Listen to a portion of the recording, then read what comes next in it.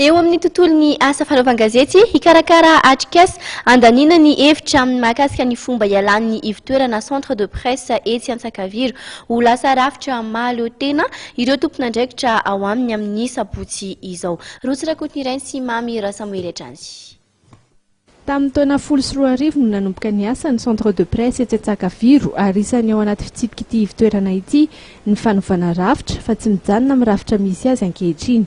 Manoloan'izay indrindra dia isy ny atrikasa amin'ny sabotsy izao izay anasana ireo mpikambana eny anivon'ny centre de presse toy ny mpanao gazety, ny mpianatra momba ny serasera ary indrindra ny tompona orinasa mikirakira vaovao.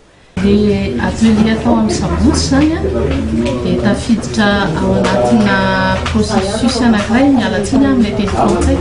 Tafiditra ao anatina processus anankiray hialan'ny centre de presse malagasy avy amin'ny structurana projet anazy andeha amina rafitra mahaleotena sy maharitra autonome sy pérenne no misitsika amin'ny teny frantsay.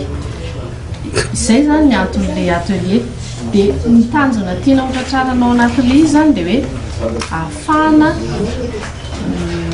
mieritreritra miaraka an'izay rafitra izay. Ny antony anaovana ny fanovana rafitra moa dia tokony hivoaran'ny ivitoerana eo amin'ny lafin'ny paikady ka aleotena bebe kokoa indrindra eo amin'ny lafin'ny fitantanana.